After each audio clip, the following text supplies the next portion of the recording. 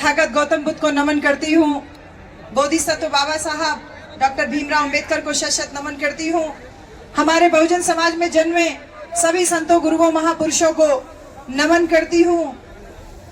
आज इस बौद्ध महोत्सव में दूर दराज से आए हुए आदरणीय भिक्खु संघ को सादर बंदामी और जो हमारे यहाँ बहुत सुंदर गायकों की टीम आई हुई है और इसके साथ ही साथ आसपास के 8 जिलों से ही नहीं बल्कि मुझे भरतपुर राजस्थान से भी लोग मिले, हरियाणा के भी लोग मिले, आसपास के प्रदेशों से भी जो लोग आए हुए हैं, आप सबको मैं एक लाइन से संबोधित करूंगी क्योंकि 10 साल बाद आपसे मुलाकात हो रही है, पूरे 10 साल बाद। तो एक लाइन से संबोधित करूंगी कि गुड मॉर्निंग बोलते हैं तो सुबह की पहचान होती है, गुड मॉर्निंग बोलते हैं तो सुबह की पहचान होती है, गुड इवनिंग बोलते हैं तो शाम की पहचान होती है, वालेकुम अस्सलाम बोलते हैं तो अल्लाह की पहचान होती है। कुछ लोग राम राम भी कहते हैं तो शायद उनके भगवान की पहचान होती है, पर हम कहते हैं कि जय भीम बोलने से इंसान को इंसान की पहचान होती है। सबको जय भीम, जय भीम, जय भीम। नारा इसलिए लगवा रही हूँ क्योंकि बाबा साहब के नाम का डर बहुत हो रखा है लोगों में, बहुत जबरदस्त डर हो रखा है। और कोई छोटे मोटे लोगों को डर नहीं है, संसद में बैठे हुए लोगों को डर हो रखा है। इसलिए ये आवाज नोएडा तक सीमित नहीं रहनी चाहिए, नोएडा से दिल्ली तक जानी चाहिए। जय भीम। बहुत बहुत शुक्रिया। गाना इतनी देर से सुन रही थी, बहुत अच्छे अच्छे सिंगर्स गा रहे थे। सपना जी भी बहुत अच्छा गाई, विशाल बहुत अच्छा गाए, मंजीत मेहरा भाई बहुत अच्छा गाए, सभी साथी लोगों का। लेकिन एक चीज जो मुझे लग रहा था कि इतनी दूर से इतनी ज्यादा संख्या में जो लोग आए हुए हैं, हम सब लोग यहाँ से कुछ लेके जाएं, कुछ विचार लेके जाएं, कुछ विचार परिवर्तन करके जाएं। तो आप सब लोगों के लिए कुछ कुछ छोटी छोटी बातें कहूंगी कि जैसे हमारे बीच में संत शिरोमणि गुरु रविदास महाराज आए, संत कबीर आए, बाबा साहब डॉक्टर अंबेडकर आए, ज्योतिबा फूले आए, पेरियार रामास्वामी नायकर आए, बाबा साहब आए, कांशीराम साहब आए। इन तमाम महापुरुषों की जयंतियां हम लोग हर साल मनाते हैं, इनको श्रद्धांजलि अर्पित करते हैं। लेकिन क्यों करते हैं, क्यों करते हैं हम इनको श्रद्धांजलि अर्पित, क्यों हम इनको बार बार नमन करते हैं? क्योंकि इन्होंने हमें उस योग्य बनाया कि जो शोषित समाज था, जो दबा कुचला समाज था, उसको सम्मान स्वाभिमान की लड़ाई लड़ना सिखाया इन्होंने। उनको नीचे से ऊपर उठा करके आत्मसम्मान के साथ जीना सिखाया।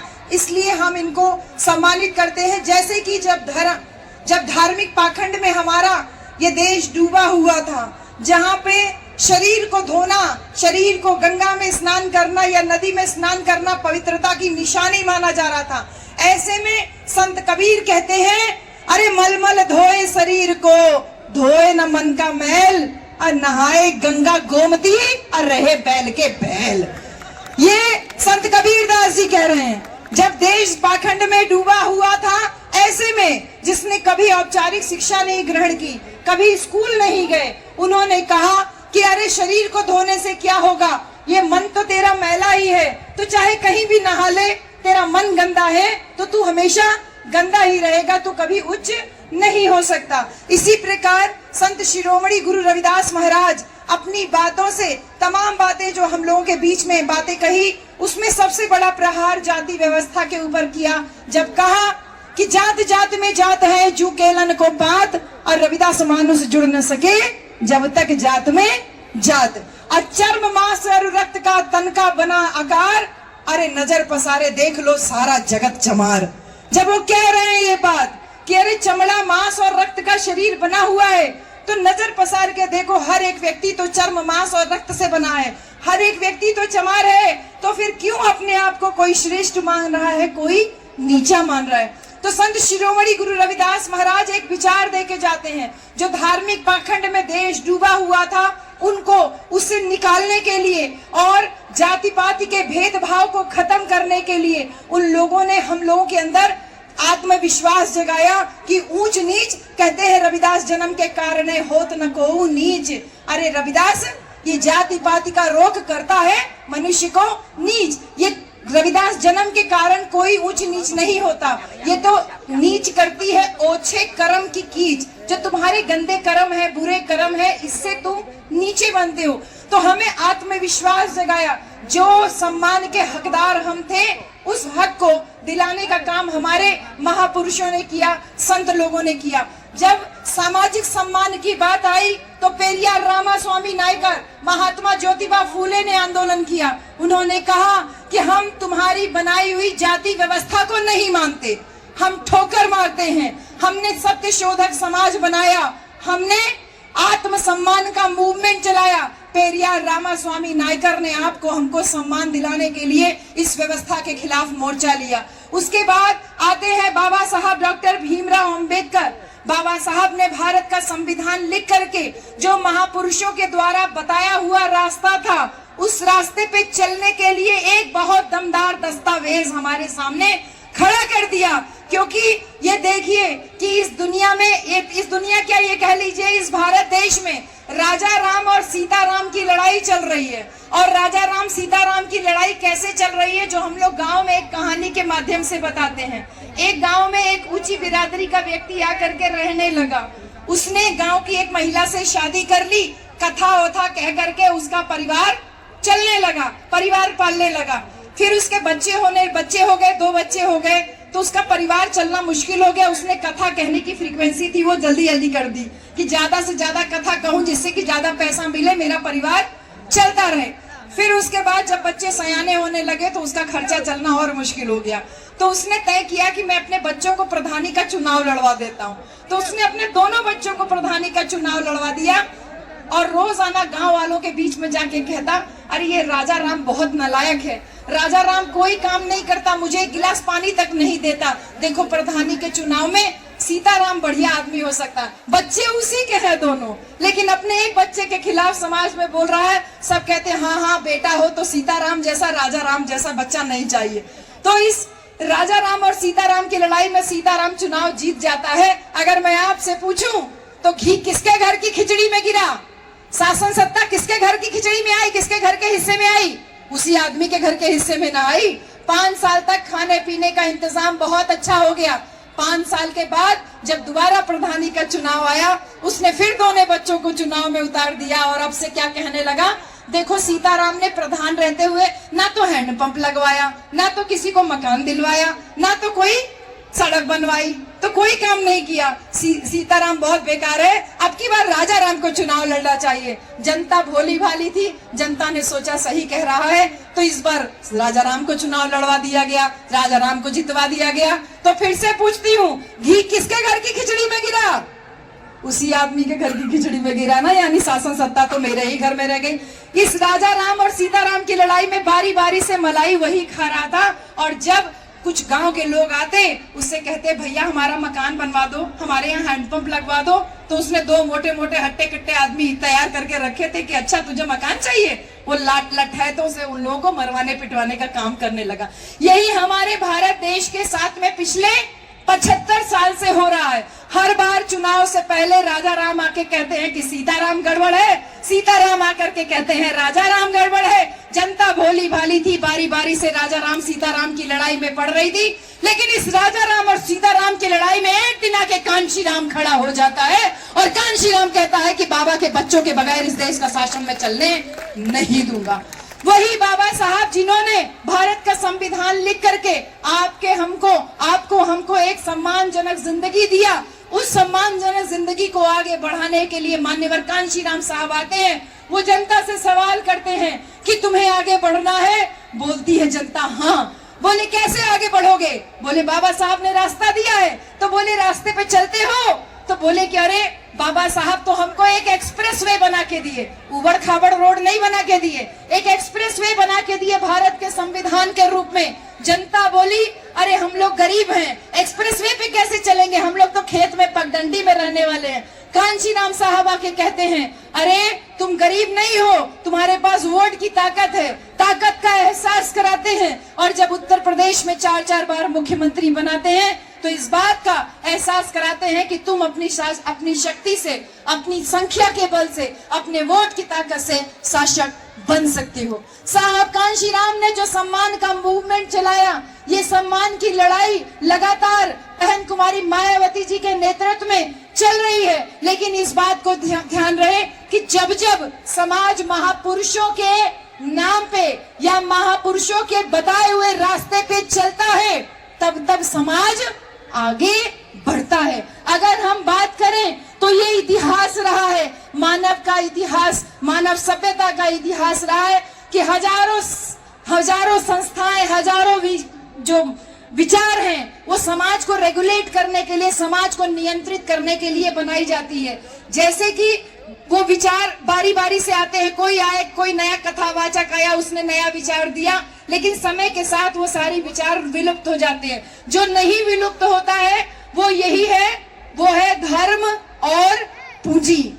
धर्म और पूंजी दोनों एक साथ चल रही है। किस तरीके से एक साथ चल रही है? जितने भी आडंबर, पाखंडवादी, दकियानूसी परंपराएं हैं, ये सब पूंजी को बटोरने के लिए चल रहे हैं। मैंने तमाम कथावाचकों को देखा है, वो कहते हैं सब मोह माया है, बहन जी कहते हैं सब मोह माया है, और खुद बड़ी बड़ी गाड़ियों में घूमते हैं। कहते हैं रुपया पैसा मोह माया है, और खुद घर में पैसों का अंबार लगाए हुए हैं। बच्चों से कहते हैं मोह माया है, और घरों में देखिए तो एक से एक लग्जरी चीज उनको मिलती है। तो ये धर्म जो है ना, इसके ऊपर सीधा प्रहार करते हैं तो लोगों की भावनाएं आहत होने लगती है, क्योंकि धर्म विश्वास की चीज है। विश्वास से आस्था बनती है, आस्था से भावना बनती है, और उसी भावना से मनोवृत्ति बनती है। जो बुद्ध की पहली कथा, जो आपके यहाँ पे बगल में पहला बोर्ड के बाद, बाबा साहब के बोर्ड के बाद जो दूसरा बोर्ड लगा है, मन ही प्रधान है।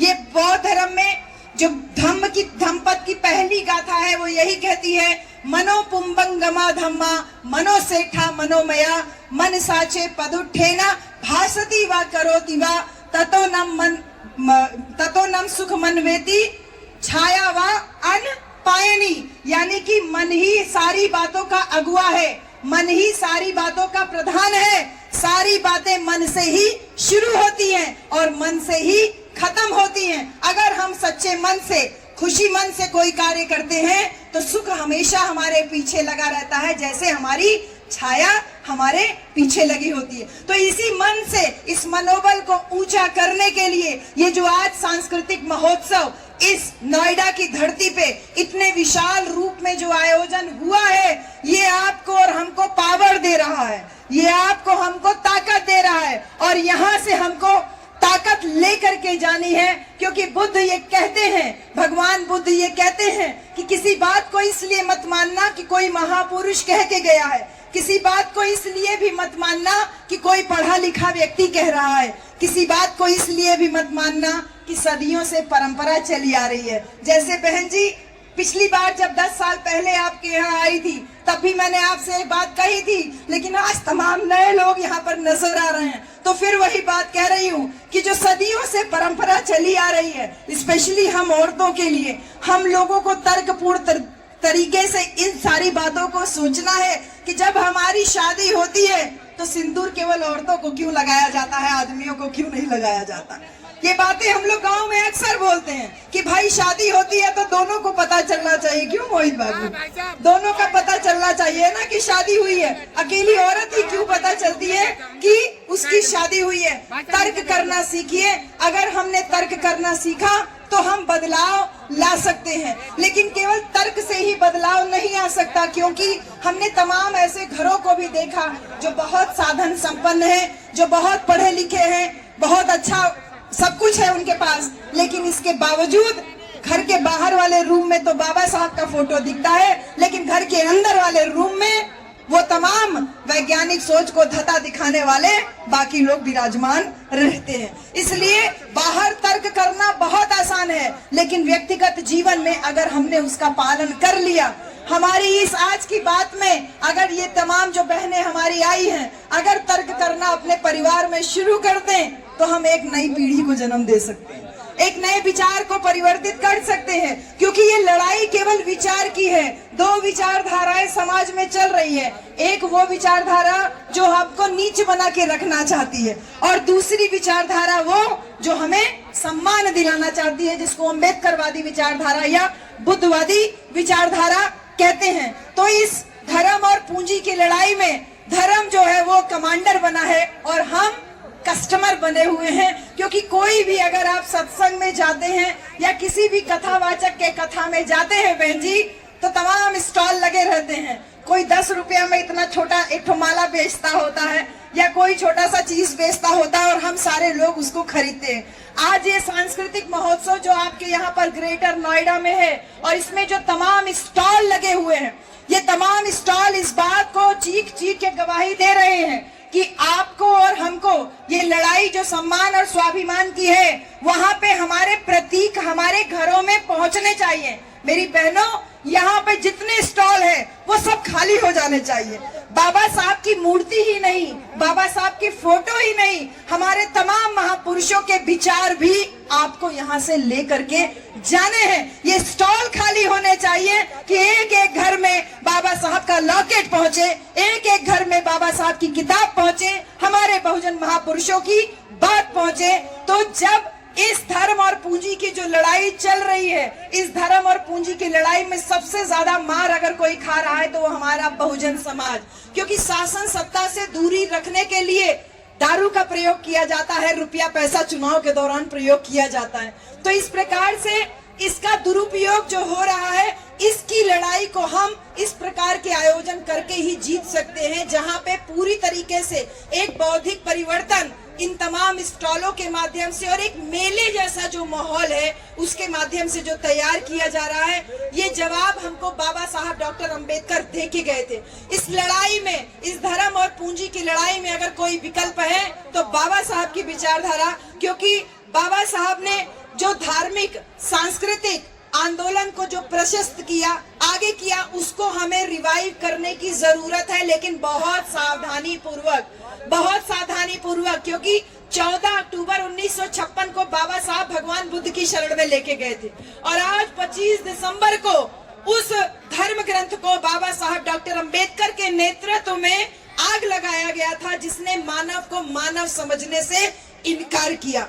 आग लगाई थी बाबा साहब के सहयोगियों ने, उस व्यवस्था को मानने से इनकार किया बाबा साहब, जो इंसान को इंसान की हैसियत का नहीं समझता है। तो उस सांस्कृतिक विरासत को जो जिंदा करने का कार्य माननीय सूरजपाल राक्षस जी और इनके साथ साथ जो इनके दीपक बौद्ध जी जो सेक्रेटरी साहब है, मैं बहुत धन्यवाद करूंगी इस इतने शानदार आयोजन के लिए कि एक बौद्ध विरासत, बौद्ध धर्म का प्रतीक ये वापस जो है बहुत तेजी से जो इसका परिवर्तन के लिए कार्य कर रहा है। और इसके साथ ही साथ जब हम बहुजनों की बात करते हैं तो 85% बहुजन की बात करते हैं। बहुजन सामाजिक आंदोलन, सामाजिक समानता के आंदोलन में जब भी बहुजन की बात करते हैं तो सफल होता है, क्योंकि एससी, ओबीसी और माइनॉरिटी यानी जो हमारा दलित समाज है, जो पिछड़ा समाज है और जो मुसलमान समाज है, वो इस सामाजिक आंदोलन में इकट्ठा दिखाई देता है।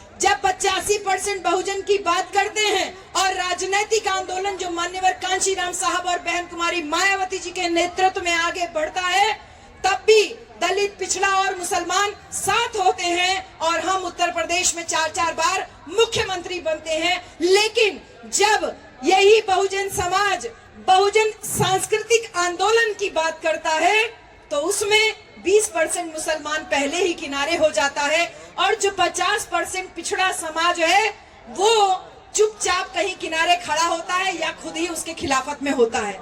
तो भाइयों, मेरी प्यारी बहनों, ये लड़ाई एक जाति की लड़ाई नहीं है। बहुत सारे लोग ग्रेट चमार बनाए हुए समाज के बीच में फिर रहे हैं। ये लड़ाई चमार धोबी पासी बनाने की लड़ाई नहीं है, ये लड़ाई बहुजन समाज को शासक कौम बनाने की है। और जिस प्रकार से ये जो आज मेला का आयोजन हुआ है और तमाम स्टॉल जो लगे हैं, बाबा साहब का जो एक सामाजिक आंदोलन, राजनैतिक आंदोलन, सांस्कृतिक आंदोलन और जो सबसे बड़ा बाबा साहब का इंडिकेशन था, जो सबसे बड़ा इंडिकेट किया बाबा साहब ने, वो था हमारा आर्थिक मूवमेंट, हमने स्टॉल लगाया, हमने प्रचार किया, घूम घूम के प्रचार किया, सामाजिक आंदोलनों का प्रचार किया, राजनीतिक आंदोलनों का प्रचार किया, विचारों का प्रचार किया। लेकिन जब बाबा साहब के आर्थिक विचारों के प्रचार प्रसार की बात आती है तो हम पीछे हो जाते हैं। क्यों नहीं हम डीजे लगा करके बोलते कि बाबा साहब की वजह से आरबीआई की स्थापना हुई।